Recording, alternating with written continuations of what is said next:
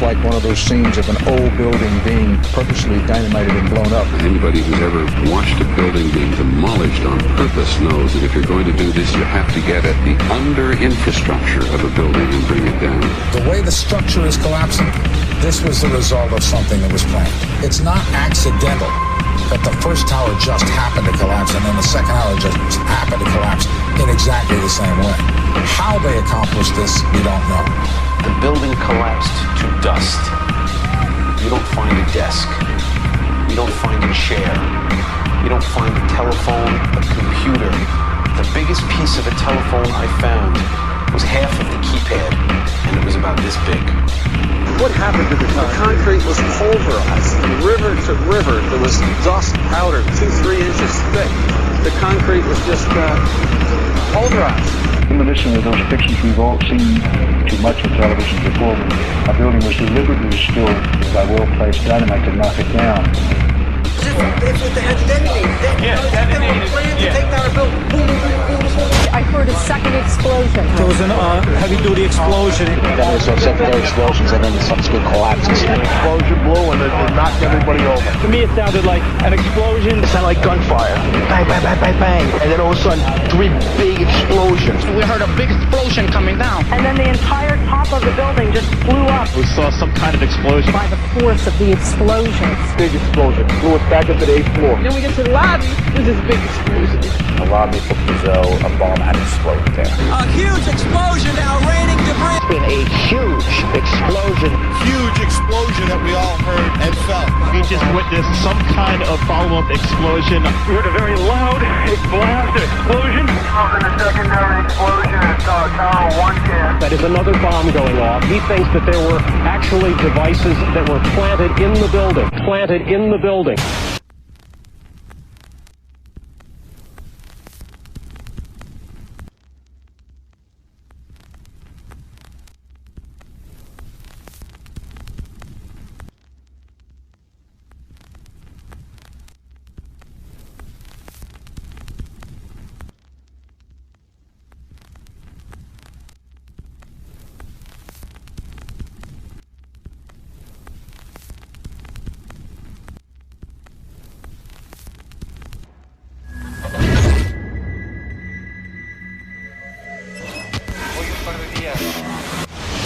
I don't think anybody could have predicted that they would try to use an airplane as a missile, a hijacked airplane as a missile. Nobody in our government, at least, and I don't think the prior government that could envision flying airplanes into buildings.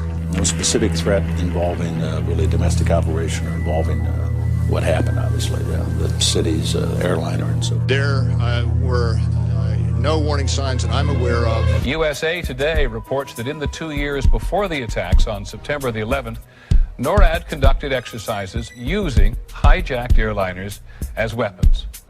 And one target was the World Trade Center.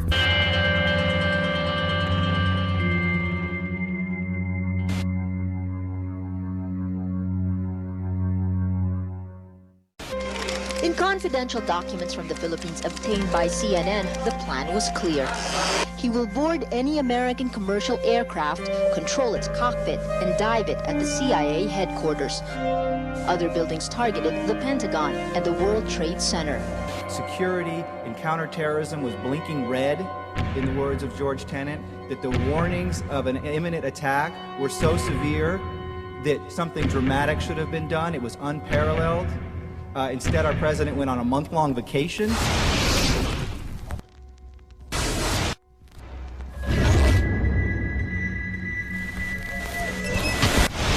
The head of Pakistani intelligence at the ISI, Mahmoud Ahmed, requested Omar Sheikh to wire $100,000 to Mohammed Atta, who was the lead hijacker. Hijacker Mohammed Atta received wire transfers via Pakistan. The man sending the money to Atta is believed to be Ahmed Umar Saeed Sheikh. Omar Sheikh admitted he was supported by the Pakistan government's intelligence service, the ISI.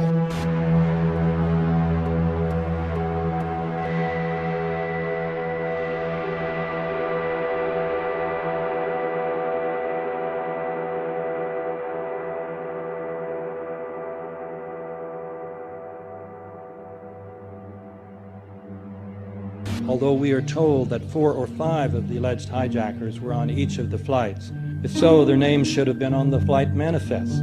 But the flight manifests that have been released contain neither the names of the alleged hijackers nor any Arab names whatsoever. We know that the men who were supposedly the hijackers had their houses, cars, credit cards paid for by the U.S. government. They were in truth agents. Evidence was also apparently planted. The passport of one of the hijackers on Flight 11 was allegedly found in the rubble. Goes through the fireball, through the side of the plane, and comes down to the ground unscathed. But something happened. For 6 months they reported they had this passport. Boy, we've got it, we've got the proof. And then the guy stood up and was alive. Several of these 19 men are still alive.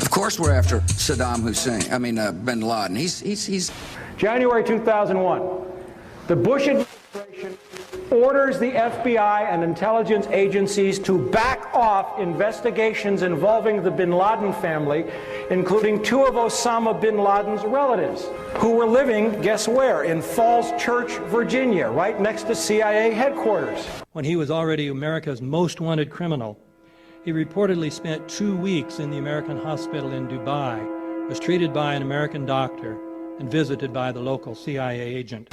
We have not seen one piece of evidence that links Osama bin Laden directly to the planning stages of September 11th. This failure to provide proof was later said to be unnecessary because bin Laden, in a video allegedly found in Afghanistan, admitted responsibility for the attacks.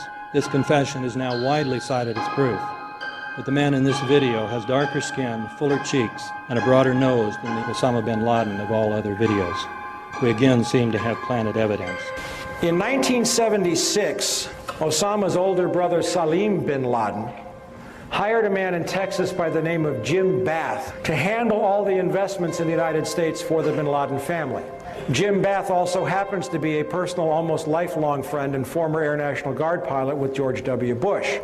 The connections between the Bushes and the bin Ladens become much more clear when George Herbert Walker Bush made trips to Saudi Arabia in 1998 and 2000 to meet with the bin Laden family on behalf of a company called the Carlyle Group.